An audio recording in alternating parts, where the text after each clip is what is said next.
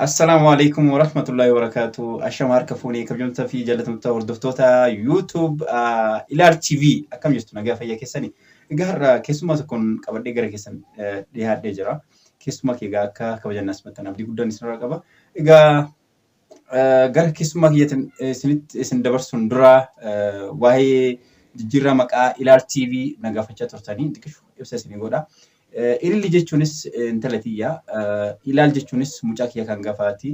Akkasuma namoonni natti dhiyaatan hangafa dhiiftee quxisuudhaan maaliif moggaafta kanaan jedhan irraa kan ka'eeti jechuudha. Gara hangafaatti deebisee ilaal jechuunis mucaa kiyya lamaan iyyuu ijoollee tiyya waan taateef jecha kanuma gaa. Egaa mee keessummaa kiyyaa kabajamaa fi jaallatamaa namoonni as Naayiroobii keessa jirtan hedduun keessan ni beektan jechuudha. Usmaan Amboo. Usmaan Amboo jechuun kan inni beekamuuni egaa aadaa keenya guddisuudhaan yookaan huccuu uffata aadaa alaabaa ABO'tiin dalaguudhaan bifa adda addaatiin nu dhiyeessuudhaan beekama. Mee ani hangana jedhamee isaatti isin dabarseetti Usmaan eenyu akka ta'e akka isiniif ibsu. Usmaan mee daawwattoota keenyaaf eenyu akka taate Usmaan eenyu akka ta'e ibsiif mee. Duraan dursee kabajamee galatoomatis carraa kana kennite gara Ilaal TV'tti naaf feeruu keetiif guddoo galatoomsin jedha. Akkuma beekamu guddoo atu ibsitee jirta. Maqaan kiyya kama namuu beeku maqaan Facebook kiyyaatis Usmaan Ambooti. Akkasumaan beekama. Wanti ani hojjedhullee akkuma ati jette uffannaa aadaa Oromoo kanneen waan garaagaraa alaabaa huccuudhaan gara mudawwaraatiin, tishartiidhaan, keeppiidhaan haga sa'aatii keessatti gootota keenya hojjechuu kana cufaa hojjedha. Kanumaan beekama ga'anii gara biraa waan bakka itti dhalatanii eessa dhalatanii kana norma kuti. Tole, Usmaan Amboo waan kana dalaguudhaaf biizinasii yookaan immoo dalagumaaf dalagdamoo sabboonummaa si keessatti uumame waan kana guddina yookaan gosoota keenya mul'isuudhaaf waan kana dalagdamu. Mee waan kana waan si kakaasee waan kana si dalagsise daawwattoota keenyaaf ibsi. Ani beektee waan kana ka dalagu eegalee wanti irratti kaka'umsa argadhee nam tokkollee waan kana dalagee yaada naa kenneeti miti. Kaka'umsuma mataa kiyyaatiin ogummaa qabuuni waan garaagaraatiin xallee yoo fakkeenyaa fi chaayinaa waan tokko dalaydu anoomaaf waan chaayinaan hin dalaydu sammaaf ani hin dalaynee kireetiivitii waan jedhamu san ofii kiyya waa uumee waa dalaguu jaaladha.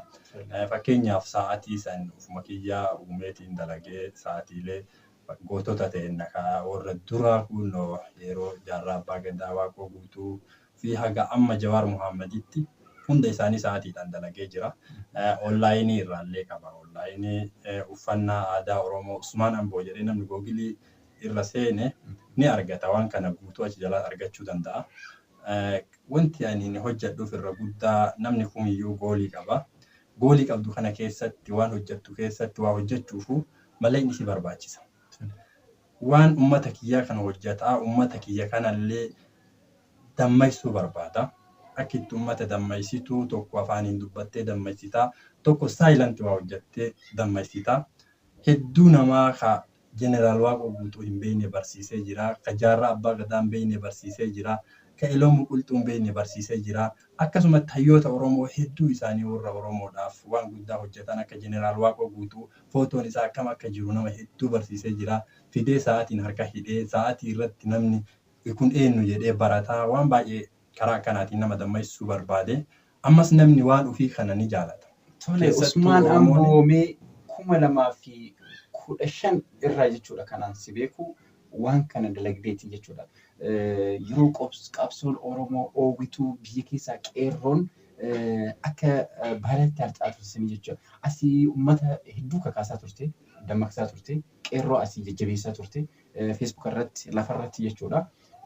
Tareetii namni kun seenaa waliin dho'isa hedduu nutiin kun beektaa yeroo biqiltoota tarkaanfannee jenna seenaa walii irra ejjannee kara biraatti dabru waan dabarruuf jechuudha. Kan biraa kan irra ejjatamee dabre suni waan kan dabre san qeequuf jechuudha. Yeroo hedduu jechuudha wanti keenya galmaan gahu. Kanaaf mee ati 2015 irraa jechuudha hanga ammaatitti Oromoodhaaf waan gaggaarii waan guddaa tokko yeroo ati dalagdu siin arga. Mee gara fuulduraatti maal dalaguudhaaf yaaliin kee? Ani kaayyoo kiyya wanti guddaan Angoos barbaadee yookiin beekamtis barbaadeeti miti. Wanta hojjedhu guddaani yoo wanti an hojjedhu kun Oromoo kanaaf faayidaa wayii ka qabaatu taate jedhee waa hojjedha. Oromoodhaaf faayidaa qabaate Oromoodhaaf qabsoo Oromoo sana xiqqoma tokkollee taate uf dura kasissuu danda'u taate waan jedhuun xiyyeeffadhee hojjedha. Beekamtis barbaadee miti. Hojiin kiyya kunis namni jireenya ofiitiif mallaqa ni barbaada. Galii xiqqoo irraa argataa ummata kana waliin gahuu barbaada. Waan isaan jaalatan kana akka isaan bira dhaqqabu namni cuftinuu waan ufii kanaan akka boonu barbaada. Wanti guddaan yeroo baay'ee yoo an deemu yoo agartuu yoo xiqqaate maaksii alaabaa Oromootiin uffadhee deema feesmaaksii yookaan sa'aatii alaabaa Oromoo uffadhee deema qabattoo irra alaabaa Oromoo hojjedheetiin uffadhee deema. Wanti ani godhu guddaan akka seenaa kiyya dubbatan osoo hin taane yoo an waa hojjedhe dirqama seenaan na dubbatti. Dirqama seenaan na dubbatti yoo waa hojjedhe yookaan osuma waa hojjenne beekamaa fi beekamtii argachuu hin barbaadu. Waan danda'e tokko hojjedhe Oromoo yoo beekte wanni an hojjedhe kun maqaa qabaate Oromoo maqaa saniin na kaasuu akka dandeettu abdii irraa qaba yeroo kamuu ni beeka. Kanumaaf hojjedha. Tole egaa daawwattoota keenya gaaffii keenya itti fufa. Akkuma beektan egaa Oromiyaan tun bal'oodha. Dhihaaf baakaabaaf kibba qabdi. Gootonni keenya kan feesbuuka gubbaa yookaan immoo seenaan isaanii buuka gubbaatti barreeffame qofa miti. Gosoota hedduu qabna. Gosoota dhukataa kan maqaan isaa Istiilaa Gammaadhaamiin hedduu qabna jechuudha. Kanaafiyyuu namoonni akka Usmaan Amboo xiyyeeffatanii gosoota keenya irratti, aadaa keenya irratti xiyyeeffatanii aadaa keenya mul'istan yookaan immoo gosoota keenya beeksisuuf yookaan immoo isaan kana mul'isuuf goda godaa baastanii seenaa isaanii beeksisuudhaaf akka Usmaan Amboo kanatti kan dirqamta yoo jiraattan jabaadhaa isin jechuu barbaadetti tole Usmaan Amboo gara biraatti si dabarsa. Gaaffiin kiyya kan itti aanu dhimma biyya keenyaa ilaalchisee jechuudha. Dhimmi biyya keenyaa egaa lafee dugdaa ta'ee jira jechuudha yeroo kanatti. Addunyaan waa'ee keenyaa softii, Afrikaan ollaawwan keenya waa'ee keenyaa softii baay'ee dhimma dhukkuba ta'e tokko jechuudha kan amma argamu qaba. Karaa qaxxaamuraa jechaa ture. Karaa qaxxaamuraa isaas bira hin dabarre. Istiin ammas karaa qaxxaamuraa irra jirra. Hayyoonni keenya cinaan manidhaatti ol guuramanii jirani. Cinaan biyyarraa baqatanii jirani. Cinaan immoo manidhaa kun ajjeefamanii jirani. Mee waa'ee biyya keenyaa kanarraa mee yaada ati qabdu yoo jiraate? Wanti beektee gaaffii ati na gaafatte kun gaaffii bal'aa. Waa'ee dhimma biyya teenyaa yoo jennu fakkeenyaa fi fudhachuu isaa baannu jaalachuu isaa baannu biyyi teenya Itoophiyaa jennee fudhannu. Egaa biyya teenya Oromiyaa filaagii isii dhaabanneetiin addunyaa irratti maappii addunyaa irra kaayannutti Itoophiyaa jennee fudhannu. Jaarraa hedduuf Itoophiyaa tana keessatti Oromoon waan gurguddaa hojjetee jira. Waan gurguddaa hojjete tana keessatti guyyaa takkas galatan arganna.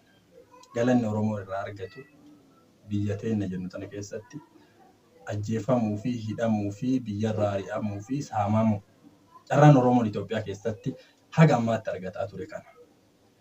Akkasumatti Oromoon waliigaltee dhabe waan guddaa Oromoo kana godhe keessa waliigaltee dhabeeti ufuma isaatti diina waliin ufitti as deebi'ee gargar qoodame gargar bittanaa'ee kun diina waliin ufirra qabsaaya kuni achi deebi'ee ka diina waliin si qabsaa'u kanarra qabsaaya qabsoma tana iyyuu mataan isii gara deemtu Oromoo jaarraa hedduu galuu fi dadhabdeeti ilaa amma gabrummaa addunyaan cufti keessaa baate Oromoon keessa jirti. Kana yoo jedhu hayyuun keenya ajjeefamuun hayyuun keenya hidhamuun wanni kana guutuuf nu saaxile Oromoon qabsoo irra waliigaluu dhabu. Ufii inuma qabsoofti qabsoo irra waan qabsooftu tana akka itti qabsooftu kanarratti waliigaluu dhabu. Akkami waliigaluu dhabde yoo jenne fakkeenyaaf tokko qabsoo karaa nagaa jedha. Tokko qabsoo hidhannoo jedha. Tokko ammootu qabsoo Itoophiyaa ijaaruu jedha. Tokko qabsoo biyya Oromiyaa jedhamtu ijaaruu jedha. Waan arfan sii kaase kunniin waan gurguddoo. Usmaan Amboo arfan kana keessaa mee kam deeggatu? Ani gaafii akkasii yoo na gaafatte an akka kiyyatti eenyummaan kiyya Usmaan Ambooti. Gosa irraa dhaladhe qaba. Gosa irraa dhaladhe keessatti naannawa qaba.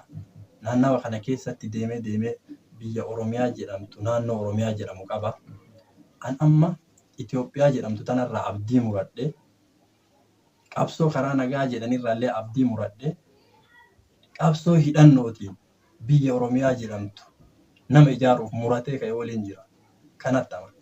Tole galatoomii Usmaan Amboo. Guyyaan ammoo waan kanarra gahe disishiina dhumaa qabsoo hidhannoo malee Oromoon bilisoomuu hin dandeettu irra gahe gaafa Hacaaluu ajjeesanii akka Jawaar Muhammad akka Baqqalaa Garbaa Hamzaa Booranaa kanneen hidhan darbanii abdii irraa muradhe qabsoon karaa nagaa Itoophiyaa keessatti Oromoo bakka tokkoon akka hin geenne.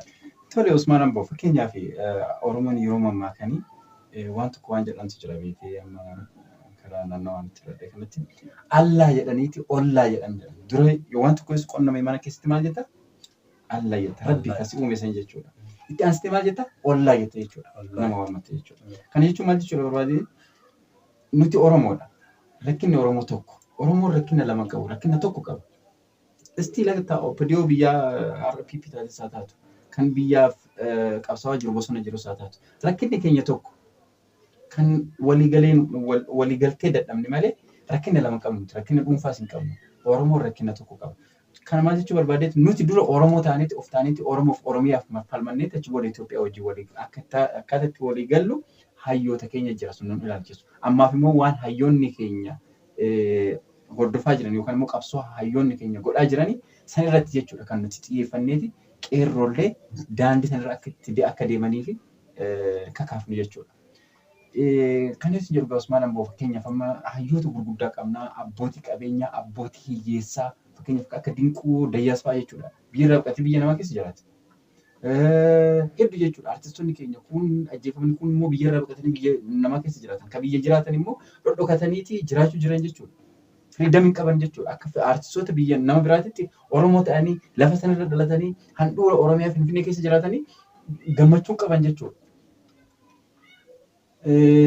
Abbaa qabeenyaa taateeti baatee nagaan galuuf ni cinqamte jechuudha. Yoom na ajjeesanii soomeen biyyi keenya kun garamitti kan isin itti deemaa jirtu. Yoo akkanatti ilaaltu ati mee akka nama tokkootti akka nama dhuunfaa tokkootti. Galatoomii gaafii bareeda. Garri biyyi teenya itti deemaa jirtu ka jabaateef bilisummaa. Ka laafeef ammootu badiinsa. Badiinsa yoo siin jedhu aadaan isaanii bada, afaan isaanii bada, walumaa galatti eenyummaan isaanii bada. Garri biyyi Itoophiyaa jedhamtu tun itti deemu jirtu abbaan jabaate bilisummaa keessa jiraata. Fakkeenyaaf Oromoon yoo jabaate biyya ofii ijaaratee bilisoomee jiraachuu danda'a.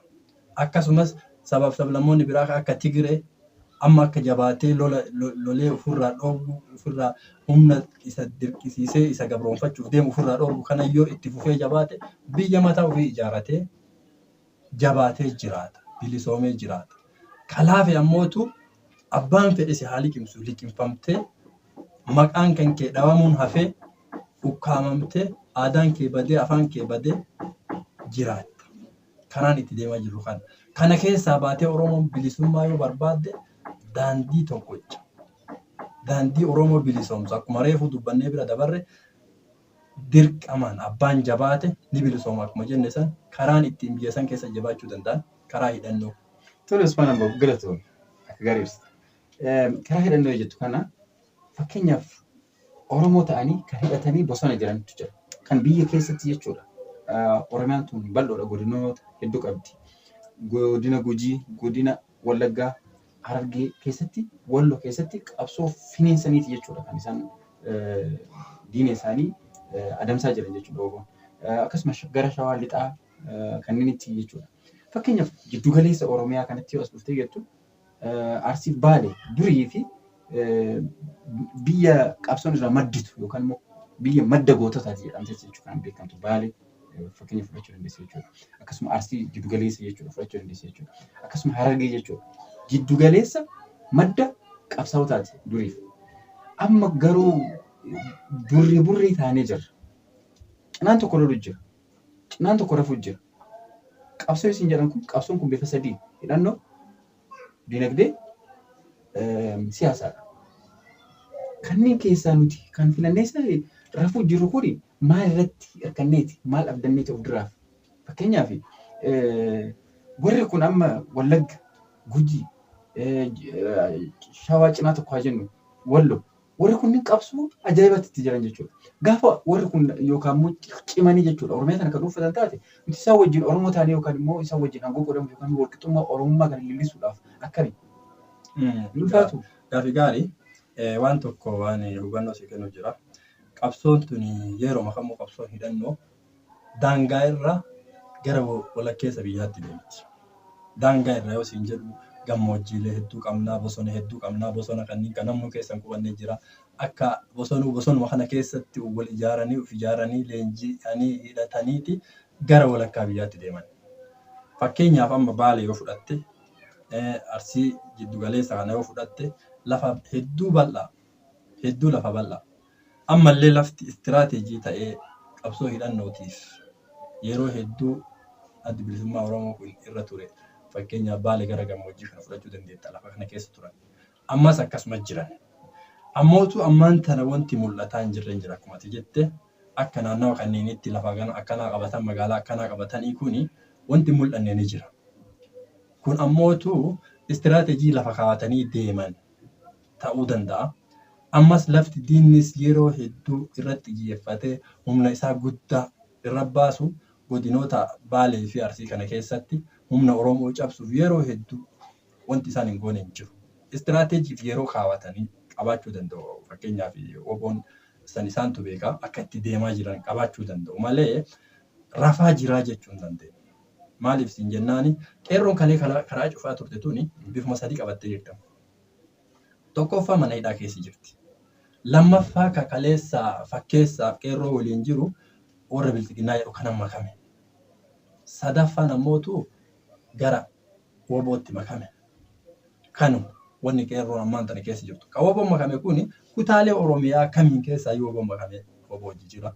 Bakka feeteen Oromiyaan haa bilisoomtu. Yoo Wallaggaan bilisoome bilisummaa Wallaggaan irraa jalqabde Arsiin gara gamanatti hafuura bilisummaa san urgeeffata. Akkasuma Harargeen hafuurri bilisummaa sun isaan dhaqqaba. Bakka kamiinuu yoo bilisoomte bakkuma kamiinuu bilisummaa yoo jalqabde Oromiyaa guutuu walgeetti kana akkasitti amanuu qabna. Dhaloonni kumuu. Ammoo wanti nuti godhuu qabnu kamanaallee hin ba'u lakka hidhannoo ittiin dabalamu jedhe waan qabuun qabsoo bira dhaabachuu. Qabsoo hidhannoo deeggareeti uummata kana warra saba kanaaf jecha lubbuu isaa takkatti kennee qawwee lafaa fuudhe kana bira dhaabachuu wanni isa barbaachisu. Kun ammootu maaliif karaa gubbaa dhaabadhee karaa gubbatti dhiitee kufaa jetti ijoolleen tuni beektaa yeroo ammaa kana maqaa itti moggaasanii warra milishaa kana dhiitee kufaa wanni si dhiitee kufuuf hin jiru deemiitii hidhadhu leenjisii ofirraa kuffisi. Kanuma dhaamnaa fi rafaa jirullee yoo jiraate. Ka dammaqee silaa dammaqee itti jira waan dandeenyuu fi karaa dandeenyu bira dhaabachuu. Tole Usmaan Amboo hedduu galatoomi akka gaariitti ibsite. Itti aansee ammallee gaaffiin keenya gaaffiin Usmaan Amboo wajjin godhaa jirru akkuma itti fufetti hanga xumura sagantaa keenyatti ammallee nu hordofaan affeerraa keenya daawwatsa keenya. So Usmaan Amboo ammallee gaaffii tokkoon si kaasuu barbaade abbaan qeerroo abbaan qarree kan gartee rasaasa tokko osoo hin dhukaasin diina biyyarraa ari'e. Hundi keenya beeknu jechuudha. Seenaan isaa dhukataa miti. Mana hidhaatti seenuu miti osoo du'eeyyuu seenaan isaa dhukataa miti. Gartee qabsoo waggaa 50 hidhannoo fi siyaasaan gulufaa turte inni waggaa 4 qofa keessatti cabse. Kanammoo cimina nama tokkoo dandeettii nama tokkoo dho'isanii cinaa isaa dadhabina cinaa isaa qofa leellisuun yookaan immoo hafarsaa deemuun sun gadhummaadha. Mee abbaa qeerroo ka hidhaa jiru kana isa wajjin immoo gootota hedduutu hidhaa jira. Warroota akka Baqqalaa Garbaa maqaa isaanii dhahee fixuu hin danda'u hedduu kan hidhaa manni Qaallittiin goototuma Oromootiin guutamte jechuu ni dandeenya jechuudha. So gootonni keenyaaf abbootiin qeerroo kan qeerroo fi jecha lubbuu isaanii wareegan kan ajjeefanne awwaalanne kan hidhaa jiru hoo qeerroon maaliif baafachuu dide maaliif riphee calliseetuma ciisamee maalinni wanni kun garanti hiikkata waan kana. Waan tokko waan diina kennaafis warruma qabsaa hojjerruufuu hin galin tokko jira. Akkuma reefuu jenne namni uf beeku ka waa hubatu. Kalee qeerroon Jawaar wajjin qabsoo karaa nagaa geggeessaa turan. Yeroo dhaabni siyaasaa fakkeenyaaf akka adda bilisummaa Oromoo qabsoo hidhannoo kanaan waan tokko isaa sochoosu arguu dadhabnetti qeerroon gabbaa'ee harka duwwaa isaa akkanatti ka Jawaariin hoogganamu ka hayyoota Oromootiin hoogganamu gabbaa'ee harka duwwaa du'ee qeerroo 5,000 ol itti wareegameeti qabsoo laali saniin milkoofne jenneeti dhaabbileen Oromoo warri silaa Oromoon naaf qabsaa'e jettu mataa isaanii walitti qabachuu dadhabaniiti deebi'anii dhaabuma itti qabsaa'anitti kennan. Dhaabuma OPDO kama itti qabsaa'an sanitti deebi'anii nu hoogganii itti kennatan. Carraan san isaan muude dhaaba Oromoo ka yeroo san uf ijaare humna qabu agartee kun biyya alaa jira kun mana hidhaa jira waanuma isa hoogganu dhabeeti deebi'ee OPDO makalee saamtee saamsisaa turte ajjeesaa turte hiitee hidhiisisaa turte tana deebanii aangootti kennatan. Bakka kanatti dhaaba yeroo takka bakka kanatti dhaaba. Fakkeenyaaf hoogganoota yoo jenne yookaan jaarmayoota yoo jenne fakkeenyaaf kaafaa jira, abaa jira. Yeroo sanitti amma rabbiin godhin yeroo sanitti dhaaba kamal galchu tokko jira maqaa isaan beekan dhaaba hedduu kan waliin dabalame tokko. Achi boodallee abaa tokko meef aboo lamoo fi mina hedduu jira. Kan irratti sochii alarraa eegalanii jalqaba irraa xumuraa hordofaa ture jechuudha. Marii jarmoota Oromoo tokkoomsu kan jedhu jechuudha kan Jawaar Mohaammed tiim OMN eegale tokko ture. Marii sun akkasumatti biyyatti galeeti deebi'aniitiin maayyuu gara tokkummaatti dhufanii turan. Deebi'aniitti waan irratti walii galuu dhaban tokko jira. Ati harka ganaa fudhadhu, harka 30 fudhadhu, ati harka 25 fudhadhu, ati harka gas fudhadhu irratti waan walii galuu dadhaban tokko jira. Deebi'anii walii qoodaniyyuu jechuudha. Yeroo sanitti lammaanis keessa taa'eetiin mari'ataa ture. Jaarmaya dhabni akka hin jenne kun jaarmayoota hedduu. Kun hundiyyuu Oromoo bakka bu'ee kan qabsaa'aa ture jechuudha. Yookaan immoo Oromoo bakka bu'ee jedhaniitti kan kursisan waliif qoodaa turan jechuudha. Namni Oromoof qabsaa'e namni agartee saba bal'aa kana bakka bu'ee waa dubbataa jiru yookaan immoo isaaniif mormaa jiru ta'e isaanii rakkinni isaanii of keessatti qabatanii akkamitti waliigaltee dhabanii ammas deebi'aniiti dhaaba TPLF ijaarrattee PPT kennuu danda'an gosa. Akkuma sii kaasaa ture gaafii kakkeeffama duraa sanii gaafiin kun ka qeerroo san jalaa sii baasa. Qeerroon akkamitti amma qabsootti deebi'uudha beekate jettu qeerroon waan cufa hubattee jirti. Wanni isaan hubatan tokkoffaani qabsoon kalee gadhee dabarsan akka bakkaan hin gahin duuti isaanii wareegamni isaanii akka bishaanitti naqame hubatanii jiran.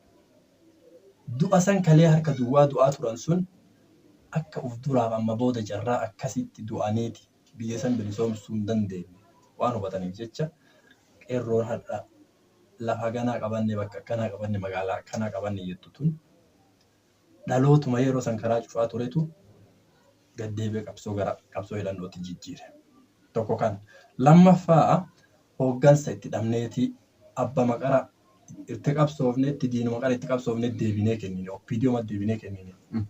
Qabsoo ta'e wanni isin jedhuu fi dhaabbileen siyaasaa kuni rakkoo guddaa isaan keessa ture jira. Rakkoo guddaa isaan keessa ture wal qoodumsi isaan gad dhufe yoo jette dhaabbilee siyaasaatiin Oromoon takkaa wal qoodee hin beeku. An Oromoo yoo jedhata. Amantaan wal qoodee hin beeku. Gosaan wal qoodee hin beeku. Qoodumsi kun dhaabbilee siyaasaa irraa gad jalqabe. Dhaabni siyaasaa kun akkam ta'e waliif abboomamuu dadhabuu, waliif hoogganamuu dadhabuu, wal jala deemuu dadhabuu, wal tuffachuu, dantaa dhuunfaa ofii dursuu.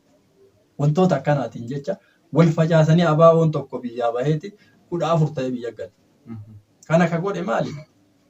Tokko sirna gadaa ilmaan abbaa gadaa ofiin jedhu. Hooggansi tokkochi ganna 10 meeqa aangoo gubbaa ta'a. Meesin na caalaa dabri uummata kanaan deemi uummata kana bakka tokko hin gahe waliin jechuun hin jirtu.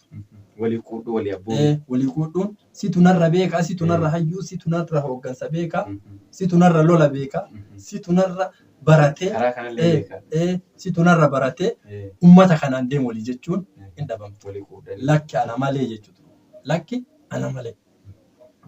Wanni biyyattiin illee galaniiti Oromoo haadha sadarkaa kana boolla tana keessa gate galanii akka Jawaar jecha Jawaar jedhe tokko yaadadha. Gaafa Oromoo Faristiin gabba'u Jawaar qabsoo Oromoo tana dhaabbilee siyaasaa tana waliif fiduu hedduu hojjetee ture. Ani Jawaariin Ni yaada. 2013 irraa hordofaa ture. Ni yaada. Jawaariin yeroo Ni yaada. qonna arraba miidiyaa arraba irraa kaasee hordofaa ture. Maal godhe dhaabbilee siyaasaa tana waliif fiduuf waan hin godhin gaafa hin dadhabe. Itti dhiiseeti ol bahee miidiyaa qabate. Gaafa kaan maal jedhe mataa walitti qabu dadhabneeti miila walitti qabnee jedhe. Miilarraa eegala. Miilli eenyu qeerroo fi uummata. Mataan silaa eenyu hooggantoota jaarmaya kana. Mataa ta'uu fi kana wallaaltee gaafii tokkotti Oromoon ganna meeqa gaafataa turte deebisuu dadhabde. Gaafiin tun maali ni beektaa? Tokko nuu ta'a. Tokko nuu ta'a. Dhaabbilee siyaasaa waan jedhan guutuu Oromoon isaan gaafattu tokko nuu ta'a. Gaafuma tana takkatti ganna meeqa gaafatanii dadhabanii deebisuuti. Gaafii tana silaa tokko ta'anii deebii Oromoo tana gaafii Oromoo tana deebisanii silaa har'a OPDO Oromootti hin taphattu akkanatti. Tokko ta'anii gaafuma biyya galanuu osoo tokko ta'anii gaafii Oromoo tana deebisanii OPDO'n akkanatti onnattee kun faca'ee OPDO galee OPDO waliin nu qabsaa'ee kun ufiifuu walirra duuluu jalqabdee kun ufiifuu sagalee qoodattee akkaman sagalee hagana argadhaaf wal bittanneessite kana wanni Oromoo gootuu fi cufti isii dantaa mataa isiitiif deemuu isiiti. Dantaa ani beekamuu qabaa ani Oromoof waan kan hojjedhee anfaarfamuu qabaa agartee kanaaf deemuu isiiti. Tole mee Usmaan akka gaariitti ibsite. Wanti nutti deebi'e mallee waanuma 90 takka chaartaraa sana nu deebi'e jechuudha. Kana jechuun bara chaartaraa sana jechuudha. Waraanni ABO kan bahaatiif kan dhihaa kun gara Sumaalee, kun gara Jibuutii, kun gara Eertiraa, kun gara Suudaanii fi Keeniyaa. Hawaasni keenya mana hidhaatitti, waraanni keenya kan biyya keessatti hafe mana hidhaatti ajjeesaa sun cufti nu mudataa ture. San bira dabarreeti waggaa 27 fi biyya namaatitti faca'anii maatiin ilmaan qabsaa'ota afaan Oromoo wallaalanii biyya Sumaaliyaati, biyya Yamanii fi Keeniyaa fi Suudaan kana keessatti dhama'anii hafanii jiran jechuudha. Haa siin jedhan jechuudha afaan wallaalirra jechuudha. Ati Oromoodha hojjetan an Oromoo miti jedhes cuubeedhaan sitti fiige jechuudha. Maaliif jennaan waan isirra ga'e irraa ka'ee jechuudha. Duuba nutiin akkasii faca'eessan sanirraa osoo waan baratiin ammallee chaartara lammaffaa sun nutti deebi'e jechuudha.